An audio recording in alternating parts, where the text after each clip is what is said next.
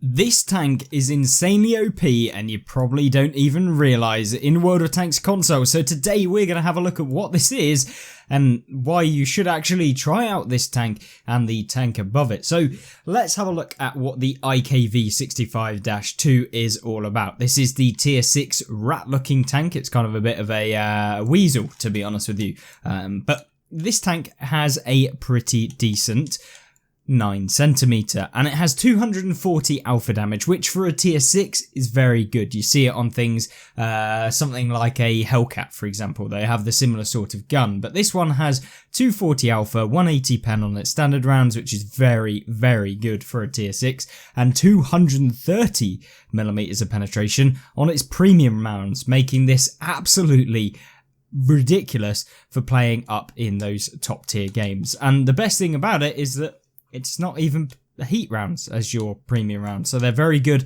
at being able to track down, pin down, and fire at your opponent. So it's very nice for that. It's also capable of going 60 kilometers an hour, and it has very good DPM for a tank of this tier. Like I say, 2,200 damage per minute means you could essentially take out 3 of this tank in a minute if you were firing every single time you were reloaded. So that's how quick it can tear out opponents from full health, remember. So yes, this tank is very good at being able to deal damage. It's very fast, but surely it's not that concealable, or at least surely the camo of this tank must be sucky. Nope, this tank is very overpowered in its camo, and that is because the view range of the tank can be boosted up to what you're seeing here, 432 meters, and of course the still concealment 189, making this one of the more stealthy vehicles in the game, if not, you know, joint with things like the E25 and that sort of stuff, so you can remain undetected very good. You also then have a reverse speed 20 kilometers an hour, feels pretty good in game, you don't really have any problems with that. And yeah, the power to weight of 19.5 is pretty good as well. So you're able to maintain that speed, get up to top speed, accelerate away pretty easily. And of course, the only limitation of this tank is that it doesn't really get any armor. You can see it literally has like, what, 10mm of armor on the front and on the sides.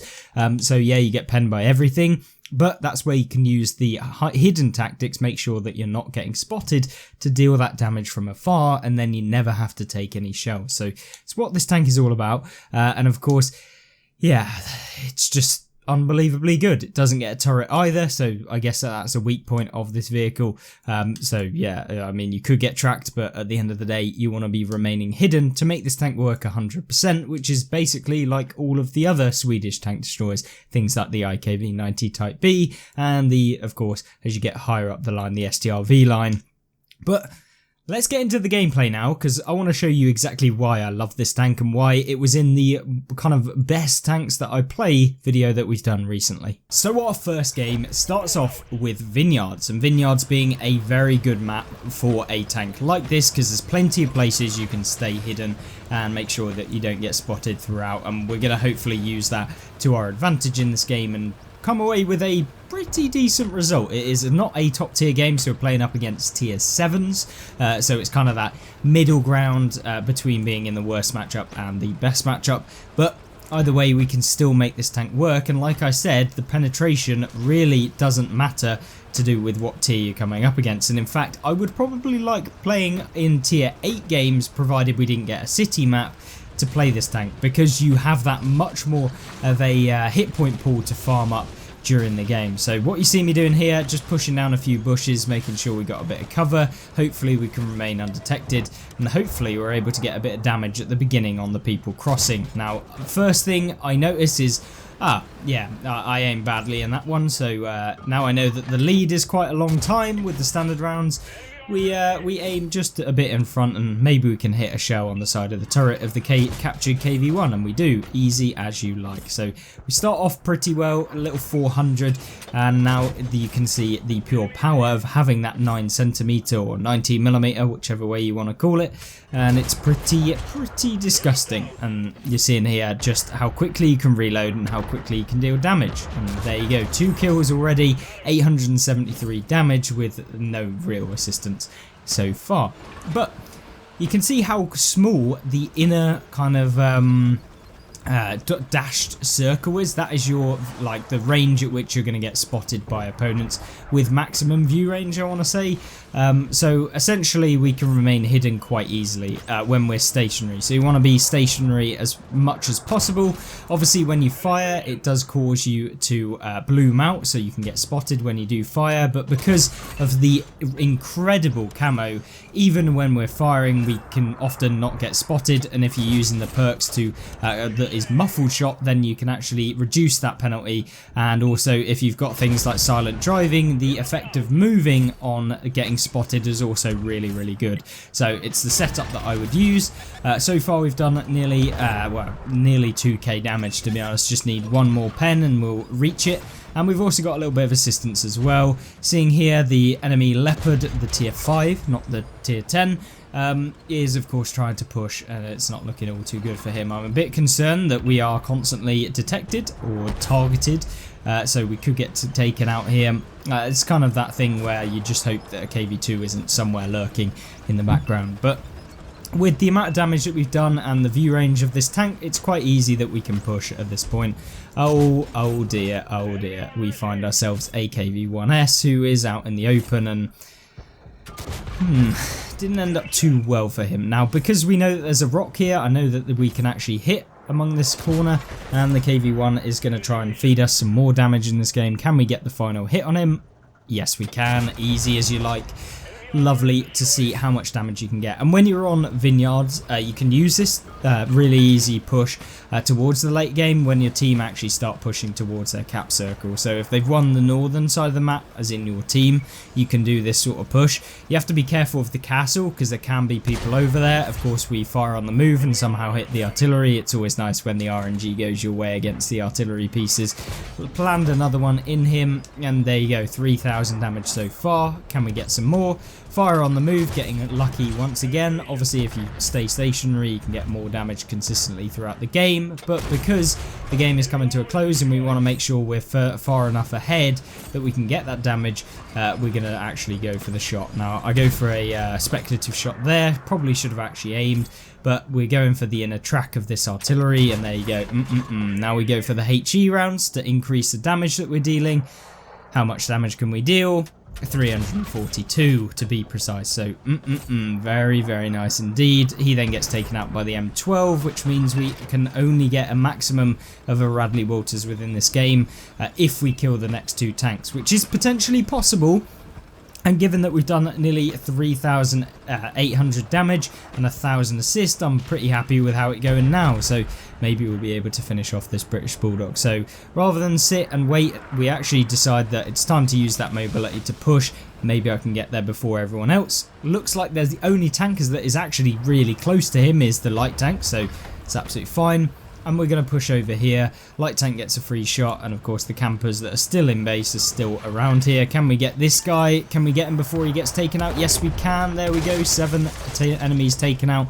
The British Bulldog is still alive. Can we get a shot in here? I was going to go for the tracking shot but decided against it.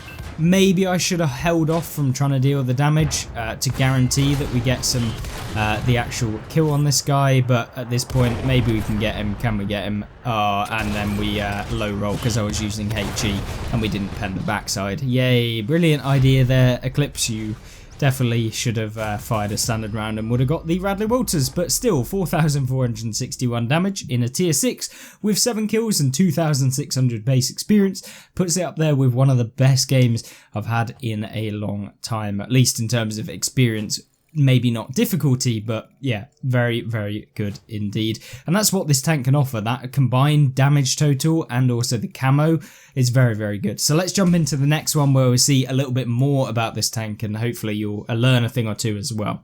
Now the next game is actually the direct after game that we just played, so we move straight into it. It is unfortunately a tier 8 game, which is the worst case possibility for when you're playing in this vehicle, and considering you only have 685 hit points, you can die pretty quickly within this game. So you want to make sure that you are very aware of your surroundings. You don't want to get rocked up on by some, you know, heavy tank with 390 alpha that's going to two-shot you.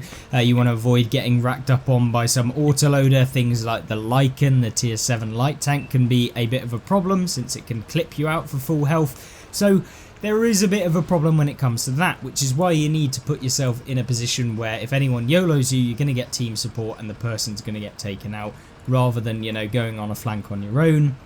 So that's the key point. Now, I push up to this location here. We've got good gun depression in this vehicle, which is decent, and we've also got that camo that's perfect as well. So we push up to here. Now, if we come around this corner, because the enemy light tanks are within our circle, they're going to spot us. So we don't want to do that just yet. Maybe we can do it later on when the game's feeling a little bit nicer to us. But the light tanks seem like YOLO wagons. I'm not too worried about them. They are, of course, Lynxes, I believe. But we try and poke around here, see if we can spot anyone. We've got good view range, so really good view range, to be honest with you. And maybe we can actually find out where these enemy tanks are. I'm not entirely sure whether anyone has come over here, so you need to play very patiently at the beginning. The enemy EBRs are, of course, pushing over the side, but we put one into him and then we pull right the way back because we don't want to get hit. And you can do that on this side. The only difference is if you try and drive off the hill, oh my lord, we could have gone very badly, and this game could have been showcased in a completely different video, yeah, where we try and take ourselves out. But either way, you could see there we actually spotted the enemy light tank and we didn't get spotted ourselves. And here is this penetration. It is unbelievably good. You're seeing the VK is angling, probably over angling to be honest, but we're still able to deal damage to him. And this is a tier 6, remember, against a tier 8, the icebreaker or the VK. And so with that penetration being so good, it really does make it trouble for opponents to actually pen you. Now, I'm a little bit worried here. I don't really want to poke too much more. Even if we can pen this guy, the light tanks are going to pose a little bit of a threat. But what we do is try and get rid of these light tanks by pushing up here. The enemy tanks, like the icebreaker, can't hit us, so that's good. Maybe we can get one more into this guy. Yes, we can. It's always good farming up those light tanks who so easily come and YOLO you during the games. Now, because they're on the other side, we're not going to get spotted by this VK, so we pull up and put another one into the lower plate. This is just the easiest damage you'll see in your game. Just someone sat out in the open, letting you farm them up. I don't quite know what this guy was doing. He looks like he was trying to find out where we were blind firing from. It doesn't really matter at this point since we dealt another shot of damage to him, but we get spotted because there was either a medium or the light tanks are back in a position to actually spot us when we fired. So either way, we've pulled out 1900 damage within this game, which is pretty good. I mean, for this sort of matchup, we don't aim at 100% there, so maybe I should have aimed just that little bit better and we might have been able to get some more damage, but pick up a kill on the Type 59-2. The IS-2, I don't quite know why he's up here. It's a bit of a strange position for a heavy tank to be up here, but, you know, it is what it is. The ISU-122, pretty dangerous tank in general, and I'm not sure if we're going to get spotted here, but I go for the shot anyway, just as you know, we want to get as much damage as possible in this game. Maybe we can do that. At this point I'm like, you know what, we can just take a hit from this guy, it's fine, and we do that, and we managed to hit him back, so it's not a bad trade. You don't want to be doing this at the beginning, but because we're going to win this, I mean, it's 13-6, I'm just going to take the hit and take some of the damage and be able to actually deal a little bit of damage. Now, the enemy Panther, not quite pennable, apparently, and that's because we swapped back to the standard round since we've run out of premium, which is, I mean, spamming premium. I apologise, but at the same time, this is a tier 6 game, so I'm not surprised. But maybe we should take more premium, and in fact, if I was trying to 3-mark this or, like, you know, be able to be ridiculous in this tank, then yeah, I would just load full premium. It is just better. But either way, we've picked up 2,700 damage, and at this point it's time to just go in because there's no real loss for us to not go in, and we might be able to pick up more damage on this Panther. Maybe we can track him, maybe we can get some assist, which is what you should be thinking at the end of the game. Obviously, don't try and cap, there's no point. you get less XP, so if we can get some damage then that's awesome. And you see me go here for that tracking shot. We don't actually manage to hit the tracks, I don't believe, but he gets taken out very quickly and in a hurry, but we still pick up over 3,000 combined damage and just under 3,000 actual damage, so pretty decent game, being that we are in a tier 6 and a tier 8 game. And you know, that's what this tank offers. It is a perfect combination of being that stealthy TD, and I highly recommend you guys try this one out.